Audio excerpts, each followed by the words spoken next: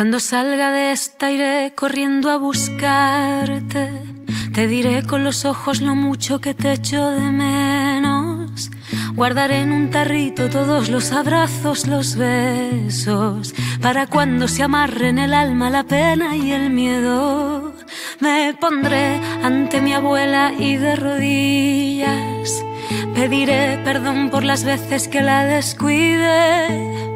Brindaremos por los que se fueron sin despedida. Otra vez, otra vez.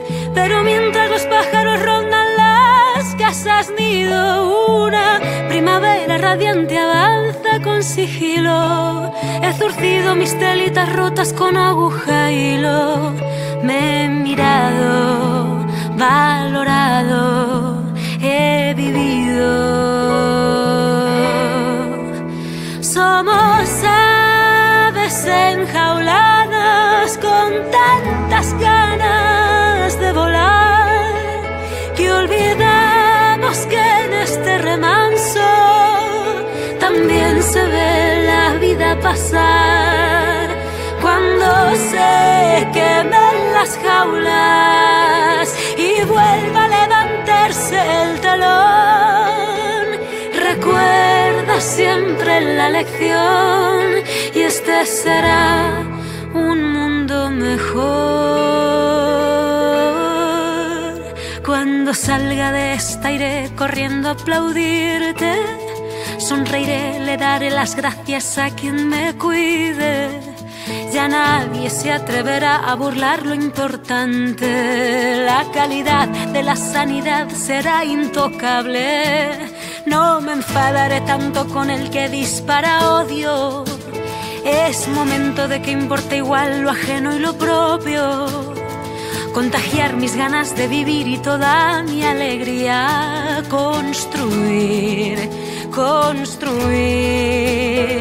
Pero mientras el cielo y la tierra gozan de un respiro, reconquistan los animalitos rincones perdidos. He bebido sola lentamente una copa de vino. He volado con un libro. He vivido. Somos aves enjauladas con tantas ganas de volar que olvidamos que en este remanso también se ve la vida pasar.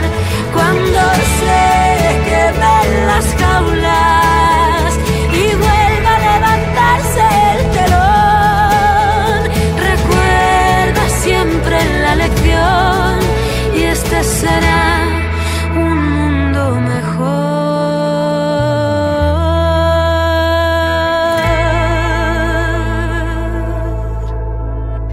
Cuando salga de esta iré corriendo a abrazarte.